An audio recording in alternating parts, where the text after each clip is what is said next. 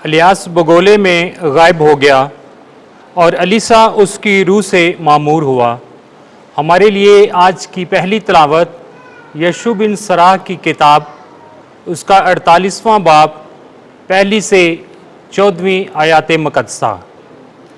ان دنوں میں الیاس مبعوث ہوا جو آتش کی مانند نبی تھا اور جس کا کلام بھٹی کی طرح جلتا تھا۔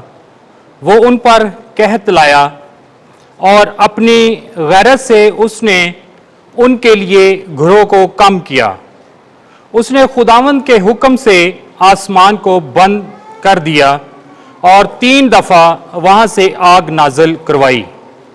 اے الیاس، تیرے معجزوں کے باعث تیرا جلال کیا ہی عظیم ہے، اور کس کا فخر تیرے فخر کی مانند ہے۔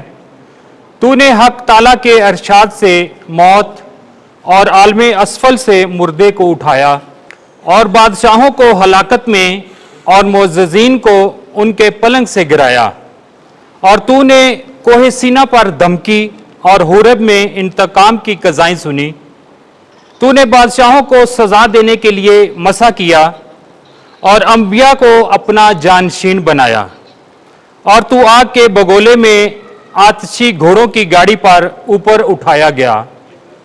تو نوشتوں کے مطابق مقررہ وقت کے لیے آمادہ ہے، تاکہ خداوند کے غضب کو تھامے اور باپ کا دل بیٹے کی طرف مائل کرے اور یعقوب کے قبائل کو بحال کرے۔ مبارک ہے وہ جو تجھے دیکھ کر مرتا ہے، اور مبارک ہے تو اس لیے کہ تو زندہ باقی رہتا ہے۔ الیاس بگولے میں غائب ہو گیا اور الیسا اس کی روح سے معمور ہوا، اور نہ وہ اپنے ایام میں صاحب حکومت کے خوف سے کانپا، اور نہ کوئی اس پر غالب آیا۔ اس کے لیے کوئی امر تعجب انگیز نہ تھا، اور موت کی نیند میں اس کے جسم نے نبوت کی۔ اس نے اپنی زندگی میں معجزے اور اپنی موت کے بعد عجیب کام کیے۔ کلام پاک کے پڑھے اور سنے جانے پر خدا کی برکت ہو۔ ہمارے لیے آج کا زبور 96 پہلی تا 7 آیات مقدسہ۔ جماعتی جواب: اے صادقو، خداوند میں خوشی کرو۔ خداوند سلطنت کرتا ہے، زمین خوشی کرے۔ جزائر کی کثرت شادمانی کرے۔ بادل اور تاریکی اس کے گرد ہیں، عدل اور انصاف اس کے تخت کا قیام ہیں۔ جماعتی جواب: اے صادقو، خداوند میں خوشی کرو۔ آگ اس کے آگے آگے چلتی ہے اور اس کے مخالفوں کو چاروں طرف جلا دیتی ہے۔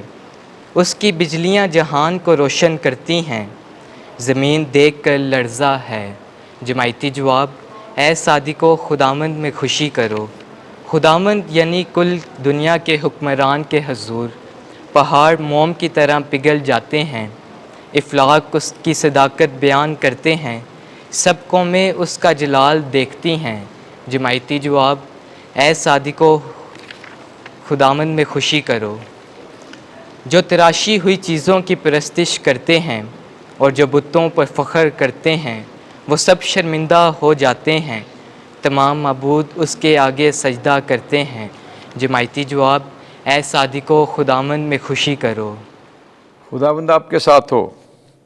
انجیل مقدس متی کے مطابق اے خداوند تیری تمجید ہو۔ 6 باب 7ویں سے 15ویں آیت۔ تم اس طرح دعا کیا کرو۔ ایک دن یسوع نے اپنے شاگردوں سے کہا، جب تم دعا کرو تو غیر قوموں کے لوگوں کی مانند بک بک نہ کرو، کیونکہ وہ سمجھتے ہیں کہ ہماری زیادہ گوئی سے ہماری سنی جائے گی۔ پس ان کی مانند نہ ہونا، کیونکہ تمہارا آسمانی باپ تمہارے سننے سے پہلے ہی جانتا ہے کہ تمہیں کیا درکار ہے۔